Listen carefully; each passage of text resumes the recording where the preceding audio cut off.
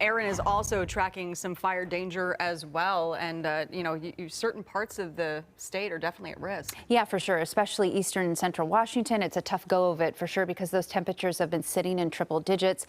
Dry, tender grounds. We've been lucky so far because this time last year, if you remember, we had hundreds of fires going, it seemed, across the Pacific Northwest with over 100,000 acres being scorched and burned. So we are keeping an eye on western Washington as well. Low risk as we go through the week. Once we get through Friday, we'll see just in a moderate risk and then back down to low as we move through. Here's a look at our smoke detection on our futurecast to see where any smoke may come into play. Lower levels are the blues and the greens. Higher levels are the yellows and oranges. And you can see we do get just a little bit to the south as we go through, but really not much. This is Thursday at 6 p.m. So not contending with much of the threat of smoke moving into western Washington, but we're seeing a little bit of haze as some of the pollutants get trapped with the heat out there. We get that hazy, humid feel starting to build without the winds picking up. Most of us seeing lots of sunshine, hazy sunshine, except for the coast. We've had some nudging of some cloud cover, and that helped us keep pretty cool as we woke up out of the gate this morning.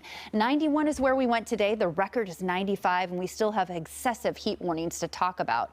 Current conditions are showing that we are cooling off right now. Upper 70s through the North Sound, 89 for Seattle, still hanging on to the 90s from Olympia and Lacey and Chehalis out towards the coast. Really nice and enjoyable. And as we said, Pasco, the Tri-Cities, 107 triple-digit temperatures are going to be tough. Here's a look at our hour-by-hour forecast as we start to cool things down. We're seeing the elements of that already in the 80s. 84 by 8 p.m. By 9, we're almost at 80 degrees, and then upper 70s by 10 p.m.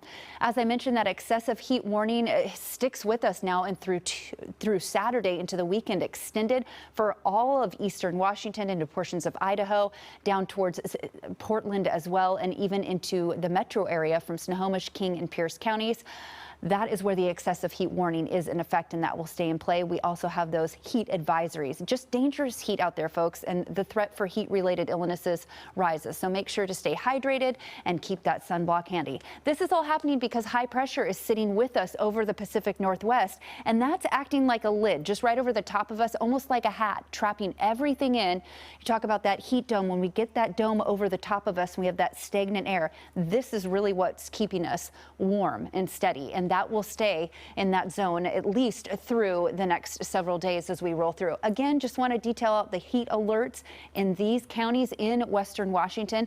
This will see temperatures into the 90s. We'll keep those temperatures in the 90s through at least Saturday. We've extended our weather alerts through Saturday as we go through. And if you can believe it, out at the coast, we're seeing a dense fog advisory through tomorrow morning. The coast will be some of the cooler spots as we roll through, with some of that marine push coming in and really feeling nice in places like Hoquiam and Aberdeen, up towards Forks, through the Strait and the island. So tomorrow morning, temperatures will lift as we get going. We'll be mostly clear overnight, and some of the cloud cover will stick at the coast.